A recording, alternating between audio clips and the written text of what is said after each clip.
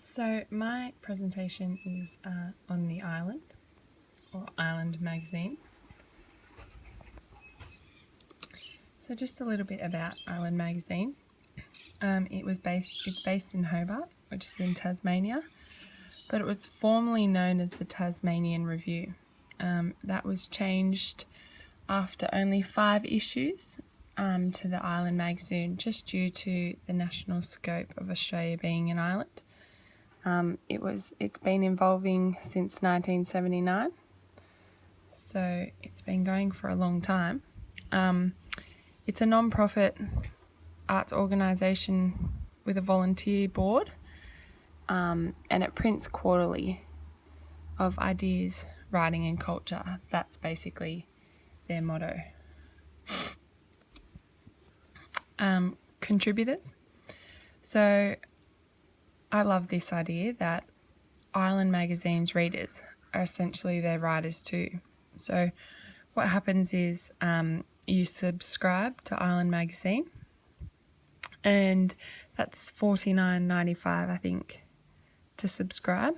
But then you get the chance to write a piece or submit your piece to Island magazine.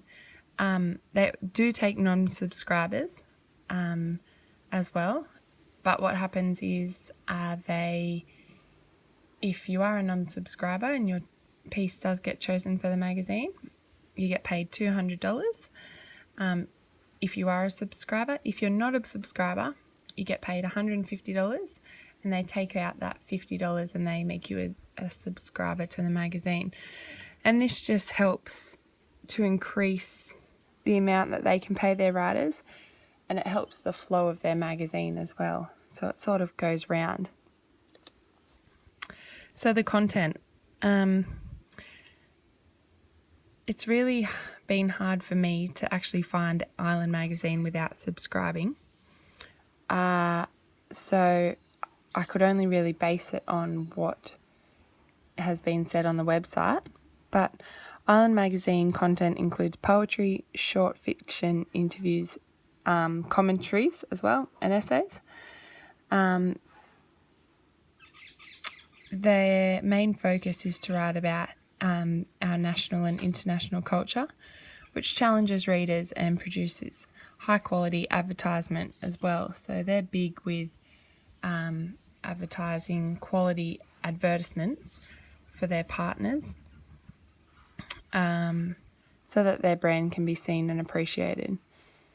The tone of the magazine, I believe, is very mature, with 44% of readers being from the baby boomers generation.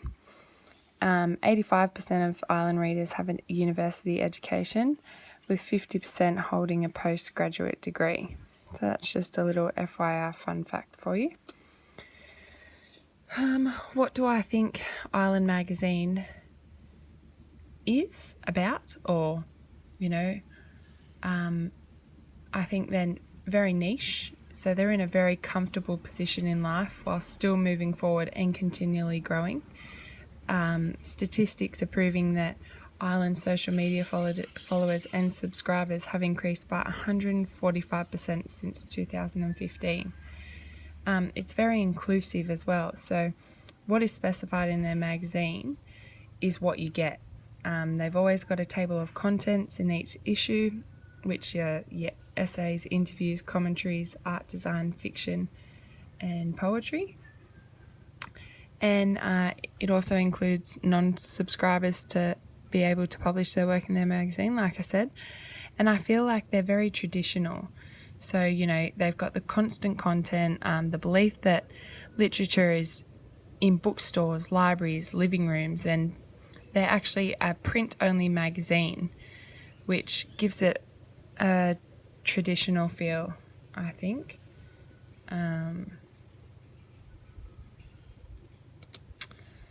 What issues does the journal focus on or exemplify?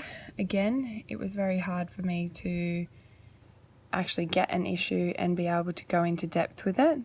There's been a couple of things that they said that I've read that they said that they've published. from serious topics such as domestic violence in Australia to lighter pieces such as, Our Princess is Real. I know that they've had a couple of stories about drugs, interviews about drugs or essays about drugs. They've had also, what was the other one? I'll get back to you on that one. But yeah, as you can see, there's just a couple of the inside pages, some brands, how I write sociology as literature. You've got your contents page, the art of Patrick Hall. So yeah. What does this journal reflect about Australian literature culture? Well, I think that again, I haven't read it, but Island Magazine not only captures the national culture of Australia, but the international culture of Australia. And it distinctively has a Tasmanian perspective. They're a big believer in promoting Tasmanian brands down there. They're partnered with the Tasmanian University, and it also features talented literary stars which help to contribute to Australian literary culture, which helps engross readers and satisfy their lust for literature.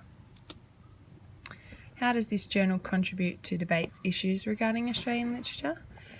I've just put a quote in here that I read, which I think helps me to figure out what kind of magazine Island is. Ideas are not memes. Writing is more than data, and culture is something that other than a parasocial echo chamber. That's not a standard we should be measuring ourselves against. Trying to make what we do fit that way of doing things involves letting go of something that I think is worth holding on to. Which, Matthew Lamb is the editorial for Island, and the Island magazine proves that it is passionate about literature and represents Australian literature by supporting Australian writers and promoting their work in the magazine. Issues or debates that are important to the readers' subscribers are discussed in the magazine. They do a survey for the readers as well, which helps them to figure out, what the readers want, how old the readers are, what they think that they would be interested in. And I think just keeping the traditional feel of, writing and the print only and not going digital is even a debate or an issue, I guess. So, but I think for them, it's definitely paying off.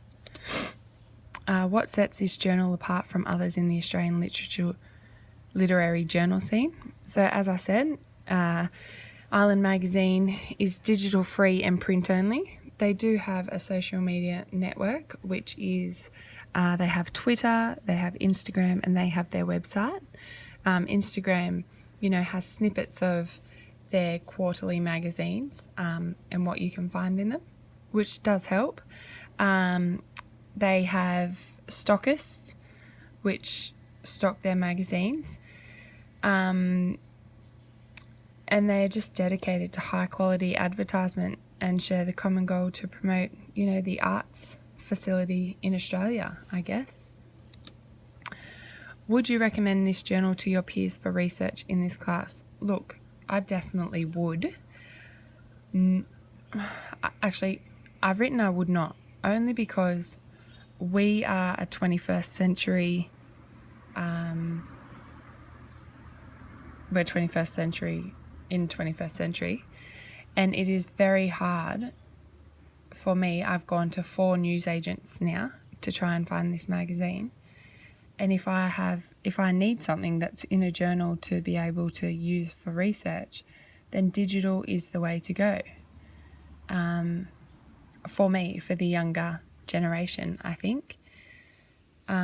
So No, I wouldn't, but yes, I would.